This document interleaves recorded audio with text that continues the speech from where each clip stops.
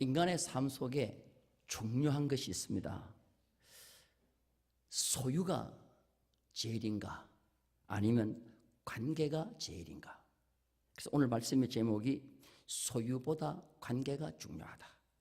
여러분들, 무엇을 내가 가지려고 하는 소유가 앞서는 자가 되면 안 되고, 나는 저 사람과 좋은 관계를 가져야 되겠다 하는 관계지향적인 사람이 되어야 돼요. 하나님과도 마찬가지예요. 하나님과도 우리는 뭐가 중요하냐? 하나님은 우리와의 관계를 굉장히 소중하게 여기셔요.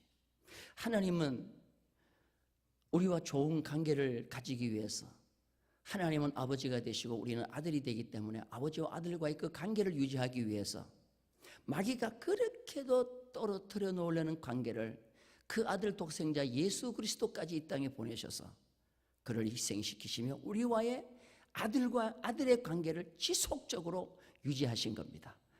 할렐루야. 그래서 오늘 또 저희들은 하나님 앞에 뭐라 그래요? 아버지라고 부를 수가 있는 거예요. 그래서 오늘 우리 성가대도 찬양하는 게 아버지, 계속 아버지 찬양하잖아요. 오늘 우리 예배 전 찬양에도 보면은 아버지, 우리는 그의 아들 되시는 거예요. 사람의 욕심 가운데 소유욕이라는 것이 얼마나 강한지 몰라요. 그래서 옛 어른들은 그 욕심을 뭐에 비유했느냐? 밑 빠진 독에 비유했어요. 아무리 부어도 채워지지 않아요. 그리고 이 산 저 산 다 잡아먹고 입 딱 벌리고 있는 것이 뭐죠? 그래, 부뚜막. 그래, 아궁이. 정신 차리고 대답하세요. 이 산 저 산 다 잡아먹고 배가 고파 또 오늘 또 더 잡아먹으려고 입 벌리고 있는 게 부뚜막이 아니고 아궁이. 이 채워도 끝이 없는 거예요. 에덴 동산에서 하나님은 아담에게 다 주었습니다. 동산에 있는 모든 것 다 주었습니다. 그리고 딱 한 가지만 안 줬습니다. 선악과는 따먹지 말라. 그런데 아담은 소유욕이 욕심이 있었어요. 다 주고 안 준 그 한 개마저도 먹으려고 그걸 따먹고 말한 거예요. 그런데 아담의 그 속에 사단이 들어와서 사단이 아담으로 따먹게 한 거예요. 사단의 대표적인 특징이 뭐냐? 욕심이에요, 욕심. 성령이 들어간 사람은요, 욕심이 없어요. 다 주는 사람이에요. 다 주는 거예요. 저도 더 주고 싶은 게 성령의 사람이에요. 그런데 사단은 하여튼 다 가지려고 하는 거예요. 유대인의 성경 경전인, 생활 경전인 탈무드에 사람의 손에 대한 이야기가 있어요. 사람이 태어날 때는 손을 어떻게 합니까? 손을 어떻게 해요? 본능적으로 움켜쥐려고, 태어나면서부터 움켜쥐려고 꽉 잡는 거예요. 산모가 아기를 받았습니다. 아기를 받았는데 아기를 씻고 난 뒤에 보니까 바라지 않은 그 산파에 금가락지가 없어진 거예요. 그래서 이거 어디 갔나 하고 아무리 찾아도 없어. 근데 나중에 애 손을 펴보니까 애 손가락에 산파에 금가락지가 거 있더라는 거죠. 따라서 애들은 잡히면 뭐예요? 엉켜져. 이게 유대인의 탈무드에 나오는 거예요. 그런데 죽을 때는 어떻게 죽어요? 꽉 쥐고 죽어요? 아니면 펴고 죽어요? 펴고 죽는 거예요. 유대인의 경전 탈무드에 인생은 태어날 때는 움켜쥐지만 죽을 때는 다 펴고 간다. 이게 바로 뭐를 얘기하고 있습니까? 죽어야만 욕심이 없어진다는 거예요. 살아있는 사람에게 욕심을 버린다는 것은 사람의 본성으로는 될 수가 없어요. 그러니까 성령이 들어가서 그 사람을 꼬꾸라뜨려야 드디어 손을 펴는 것입니다. 저는 이 말씀을 벌써부터 좀 준비하고 이 소유냐 관계냐 하고 있는데 마침 이제 이번 주에 하게 된 계기가 있어요. 지난주 월요일 날 통영시청 관광마케팅 부서에서 감성여행이라는 프로그램을 이렇게 만들었어요. 그래서 통영에서 부산까지 이렇게 감성여행을 하게 돼서 제가 마치 월요일이고 시간이 있어서 동참했는데 너무 좋은 프로그램이에요. 이거 우리 정자영 집사님이 우리 교회 그 실무를 담당하고 있는 부서예요. 관광 마케팅과. 자, 우리 통영을 어떻게 하면은 관광으로 살릴까? 그래서 새변관을 들려서 설명을 듣고 난 새변관에 가서도 굉장히 미처 보지 못했던 걸 많이 봤어요. 이제 시간이 되면 내가 한번 말씀을 드릴게요. 그리고 박경리 기념관에 가고 그 묘소를 우리가 갔어요. 근데 박경리 기념관에서 그 관광 마케팅과 과장 되시는 분이 설명을 쭉 하더라고요. 박경리 씨에 대해서. 하더니 맨 마지막에 시를 한 수 읊었어요. 박경리 씨가 마지막 쓴 시입니다. 2008년도 4월 현대문학에 발표한 생애 마지막 시, 제목이 옛날의 그 집이요. 요 뒤에 관창골에 있는 옛날의 그 집. 자, 생략했습니다. 자, 밑에 부분부터 다 같이 한번 읽어보겠습니다. 시작. 모진 세월 가고 편하다. 늙어서 일이 편한 것을 버리고 갈 것만 남아서 참 홀가분하다. 이 참 내가 써준 줄대로 행대로 해야 이게 운이 있는데, 하여튼 방송실 이것도 사고요. 내가 한번 다시 읽을게요. 모진 세월 가고 편하다. 늙어서 일이 편한 것을 버리고 갈 것만 남아서 참 홀가분하다. 한번 따라서 해요. 마지막 년이 참 멋있어요. 한번 따라서 해봅시다. 버리고 갈 것만 남아서 참 힘들다. 얘기 너무 감동적이었어요. 그래서 이거 참 가슴에 와서 딱 닿는 거예요. 인생은 마지막에 참 다들 이런 거예요. 버리고 갈 것만 남는 거예요. 그래서 그냥 홀가분하게 떠나는 거죠. 옛날에 그 집이 어디냐고 내가 물었더니 요 바로 우리 교회 뒤에 있는 관창골, 그 바로 뒤에 있는 그 집이에요. 그 집에서 이 마지막 토지라는 소설을 거기서 썼습니다. 토지에 등장하는 인물이 경남 하동 평사리에서 만주, 일본, 동경까지 나오는 배경인물이 600명이고 600명에서 700명 정도 된다 그래요. 어떤 분은 내가 찾아보니까 600명이라 그러고 어떤 분은 700명이라는 거예요. 그 많은 등장인물에 얽힌 이야기를 추리해 나가면서 썼는데요. 상상력과 추리력의 대가요. 내가 보니까 텃밭에서 고추밭에서 고추밭을 매다가 등장인물이 떠오르면 그 길로 달려가서 원고지를 썼다고 합니다. 그리고 벽에는 큰 가계도가 있다는 거예요. 토지의 가계도. 벽 사방에다가 토지 가계도를 그려놓고 이렇게 소설을 쓰다가 죽으면 엑스포를 하고 혼동 안 되기 위해서, 그리고 또 계속 써나갔다는 거예요. 토지 소설을 다 집필하고 나서야 소설 배경에 나오는 경남 하동을 갔다는 겁니다. 가서 한 말이 뭐냐? 내가 쓴 소설하고 배경이 비슷하네. 그렇게 얘기했다는 거예요. 가지도 않은 곳을 듣기만 한 것을 썼는데 간 거와 똑같이 썼다는 거죠. 그리고 그가 마지막 유언이 뭐냐 하면, 내가 죽거든 내 무덤에 아무것도 넣지 마라. 비석도 세우지 마라. 아무것도 넣지. 그래 가보니까 없어요. 진짜 아무것도 없어요. 감성 여행을 마치고 저녁에 집에 들어와서 마침 또 저녁 식사를 하는데 텔레비전에서 뉴스를 하는 거예요. 뉴스를 하는데 누구 뉴스를 하느냐 하면 홍콩의 유명한 배우 주윤발을 소개하는 겁니다. 그가 전 재산이 56억 대만 달러로 56억 달러라는 거예요. 우리나라 돈으로 약 2054억인데 99% 약 2000억을 사회에 기부하겠다고 선언했다는 거예요. 그러면서 그의 삶을 보여주고 있는데, 그는 그냥 그렇게 유명한 배우 2000억이 넘는 재산을 가지고 있는데도 차를 자가용을 안 타고 다니고 전철을 타고 다니고, 누구든지 한번 사진 찍자 그러면 미소 지으면서 찍어주고, 그러면서 그가 한 말이 뭐냐 하면은 그 돈은 내 것이 아니다. 그저 잠시 내가 보관하고 있을 것뿐이다. 그렇게 얘기했다는 거예요. 얼마나 멋있는지 몰라요. 연예인들은 조금만 인기가 높아지면 외제차, 유명 브랜드에 하늘 높은 줄 모르고 건방을 떠는 연예인들이 얼마나 많습니까? 그런데 그분은 그렇지 않아요. 한 달 용돈이 얼마입니까 물었더니 12만 원 정도더라고. 한 달 용돈이 12만 원, 2천억을 가지고 있는 주윤발이가 12만 원 가지고 산다는 거예요. 그래서 나는 다른 인물을 한번 찾아봤어요. 세계에서 제일 호화로운 결혼을 한 사람이 누군가를 찾아봤더니 중국의 영화 배우인데요, 왕샤오밍이라는 영화 배우입니다. 그 다음에 또 양잉이라는 영화 배우가 결혼을 하는데 결혼식 하는 비용이 360억을 들였다는 거예요.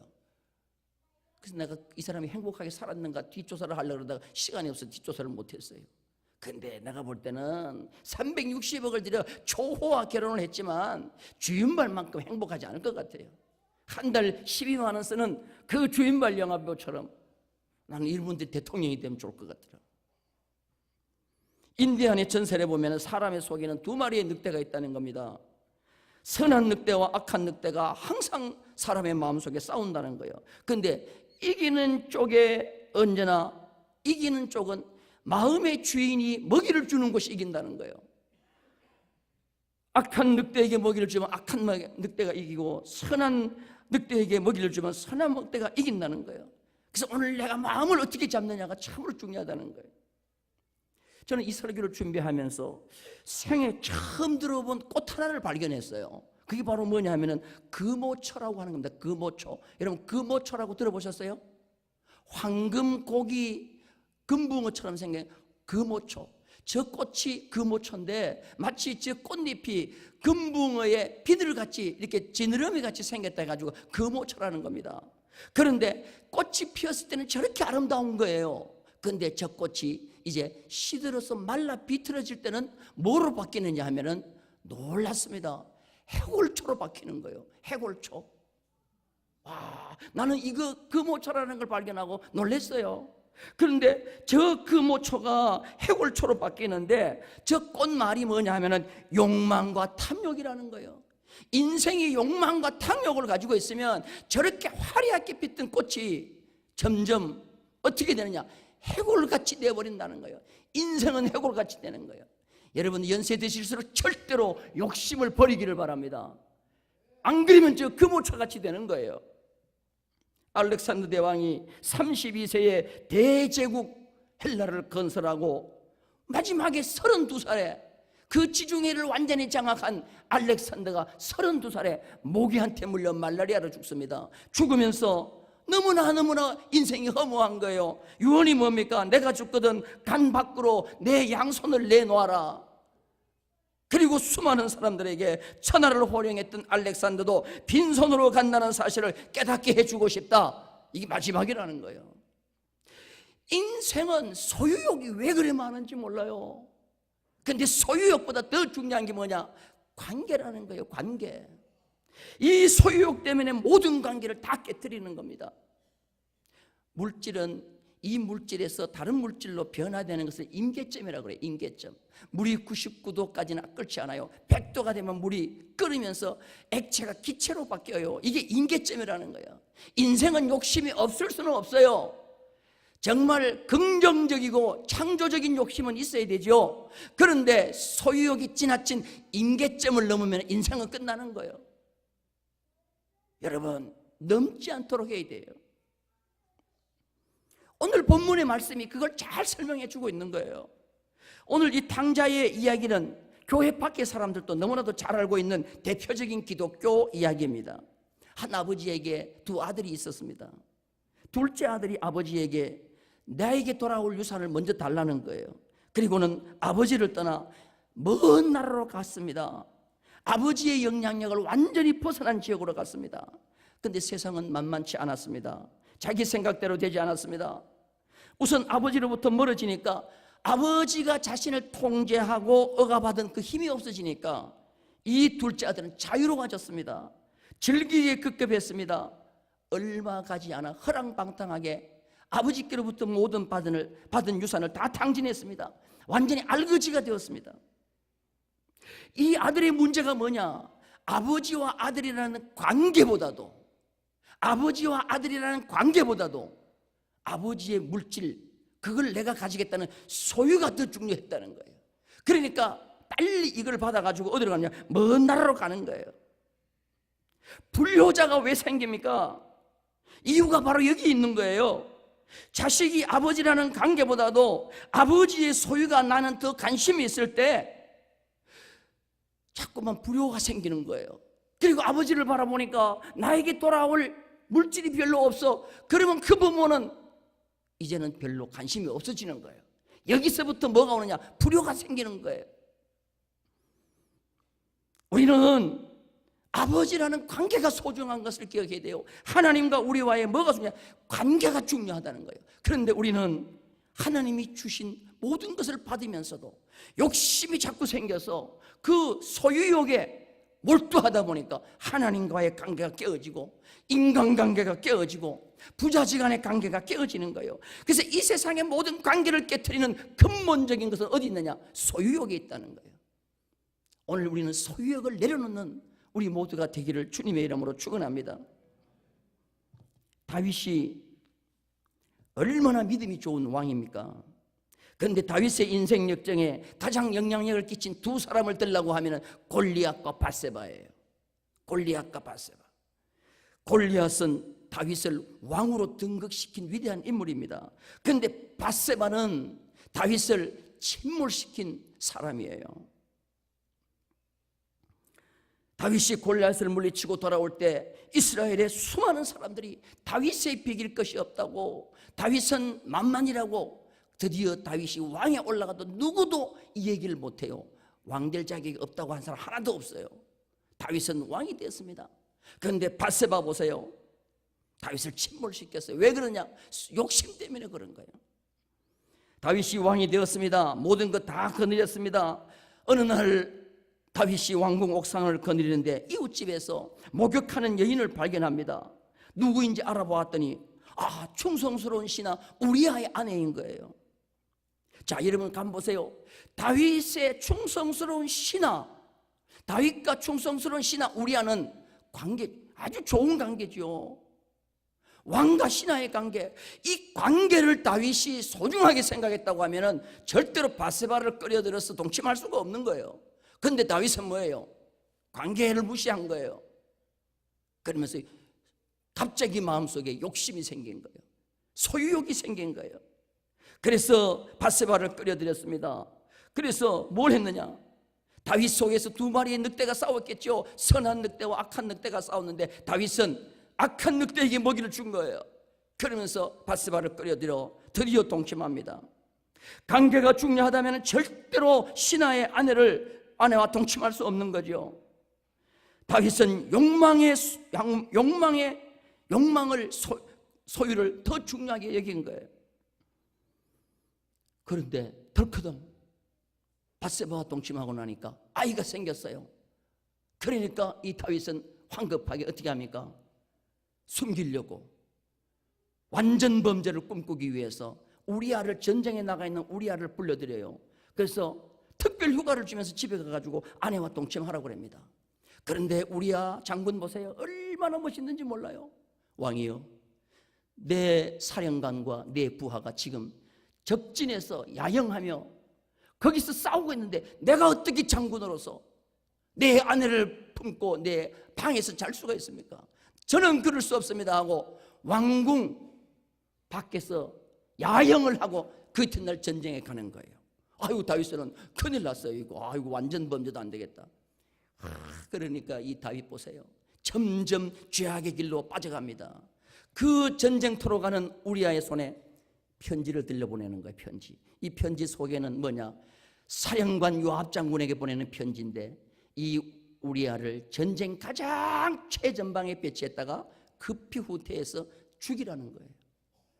자기를 죽이라는 그것도 내용인지도 모르고 이 우리아는 충성스럽게 이 편지를 들고 사령관 요압에게 전달합니다. 드디어 요압 장군에 의해서 이 요압 장군은 다윗의 명령을 그대로 해서 우리아 장군이 죽습니다. 우리아가 죽고 나니까 이 다윗이 어떻게 합니까? 그 밧세바를 자기의 왕궁으로 끌어들여 아내를 삼는 거예요. 세상 모두가 모릅니다. 아무도 모릅니다.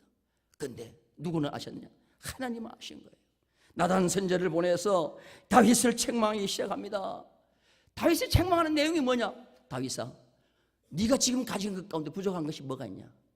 권세, 왕까지 됐지 않냐? 너 아내 지금 수두룩하지 않냐? 자식 수두룩하지 않냐? 그런데 뭐가 부족하다고 신하의 아내를 네가 빼앗을 수 있느냐? 책망을 하는 거죠. 자, 우리 성경 한번 보겠습니다. 사무엘하 12장 8절입니다. 우리 다 같이 한 목소리를 읽겠습니다. 시작. 내 품에 두고 이스라엘과 유다 족속을 내게 맡겼느니라. 만일 그것이 부족하였을 것 같으면 내가 내게 이것저것을 뭐요? 더 주었으리라. 부족한 것이 너에게 뭐가 있냐? 여러분 보세요. 이산저산 다 잡아먹어도 입을 벌리고 있는 아구기처럼 사람의 욕심은 끝이 없는 거예요. 그러면서 마지막 하나님께서 저주를 선포합니다. 다윗에게 심판하죠. 너의 집에 칼이 떠나지 아니하리라. 근데 그 칼이 떠나지 않는다는 것이 그대로 이루어집니다. 그 다윗의 아들 가운데는 암논이라는 큰 아들이 있어요. 그 암논이 어떻게 합니까? 이복 동생 다말을 너무너무 잘생겼으니까 사랑하는 게 아니고 성폭행을 해버리는 거예요. 그리고 쫓아버리니까 이 다말이 자기의 오빠 압살롬의 집에 가가지고 슬피 울며 있습니다. 압살롬이 물어요. 다말아, 네가 왜 우냐? 큰 오빠 암논이 성폭행을 했어요.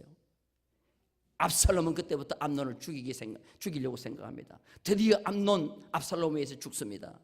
그리고 압살롬은 도망갔다가 다시 왕궁에 와서는 아버지를 왕궁에서 몰아내고 어떻게 합니까? 자기가 왕이 되겠다고 하는 거예요. 압살롬 보세요. 압살롬은 왕자입니다. 그런데 소유욕이, 권세에 대한 권력에 대한 소유욕이 강하다 보니까 아버지와 관계를 깨트려버리고 내가 왕이 되겠다는 거예요. 그러면서 아버지를 반란을 일으켜서 아버지를 왕궁에 쫓아냅니다. 이게 바로 뭐냐면은 이 압살롬의 욕심이라는 거예요. 그래서 성경에 보면 압살롬은요, 아버지의 마음을 도둑질했다고 했어요. 아버지의 마음을 도둑질했다. 자, 우리 성경 한번 볼까요? 사무엘하 15장 6절입니다. 사무엘하 15장 6절 다 같이 읽겠습니다. 시작.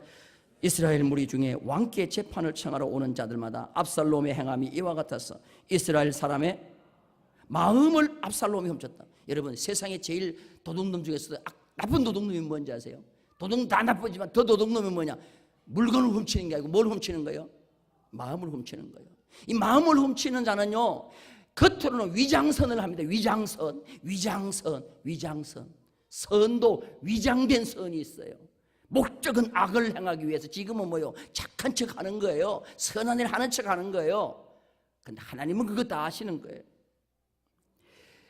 압살롬이 왕이다라고 만세를 부르고 다윗은 왕궁에 쫓겨났습니다. 이제 이 난을 평정하기 위해서 압살롬의 이 다윗 왕의 장군들이 압살롬과 싸우기 위해서 갑니다. 그런데 다윗 보세요.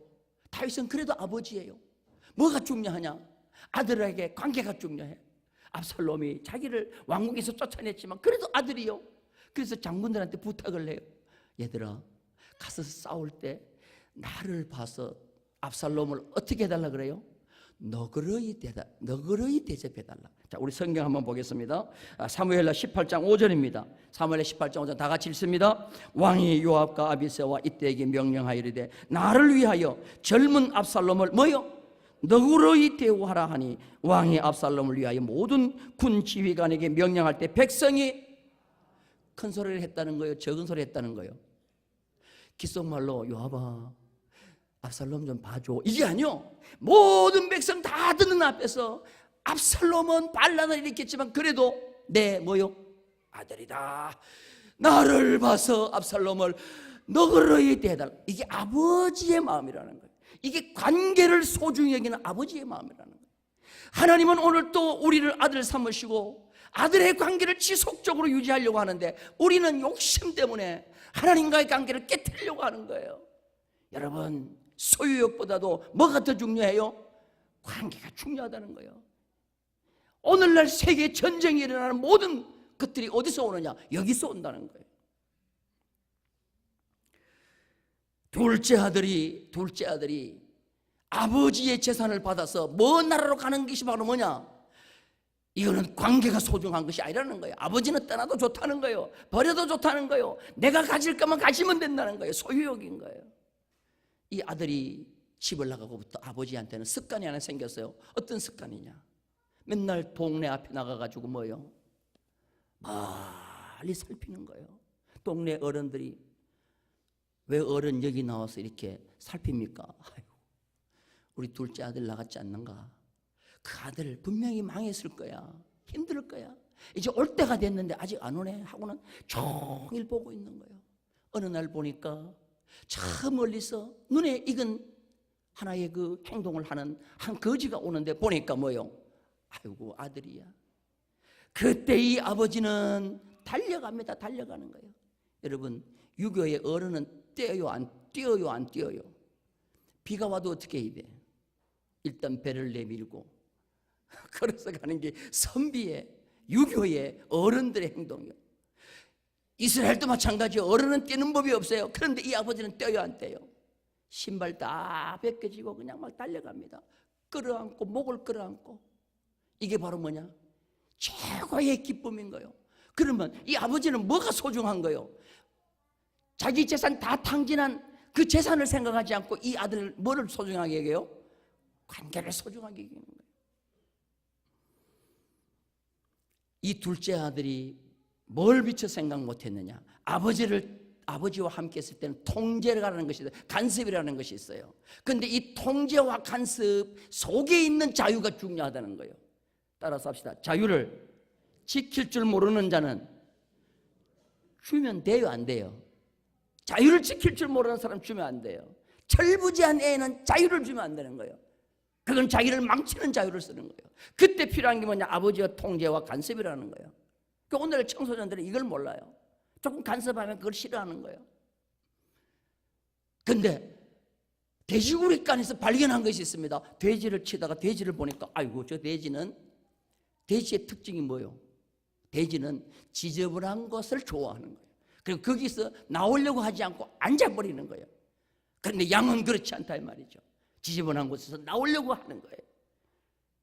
내가 이 지저분한 삶 속에서 계속 버티고 있으면 저 돼지와 똑같다. 내가 아버지께로 돌아가리라 하고는 아버지께로 돌아오는데 이게 뭐냐? 관계 회복이라는 거예요. 관계 회복. 이것이 회개라는 거예요. 사랑하는 성도 여러분들, 하나님과 우리 사이를 멀게 한 것이 뭡니까? 가족과 가족 사이를 멀게 한 것이 뭡니까? 그리고 이웃과 이웃을 멀게 한 것이 뭡니까? 관계가 중요한 게 아니고 뭐가 중요해요? 소유가 중요하다고 생각한, 거기서부터 출발하는 거예요. 오늘 우리는 다 소유를 내려놓고 관계가 소중함을 깨닫고 하나님과의 관계 회복하고 이웃과의 관계 회복하고 혈육의 관계를 회복하는 우리 모든 성도가 되기를 주님의 이름으로 축원합니다.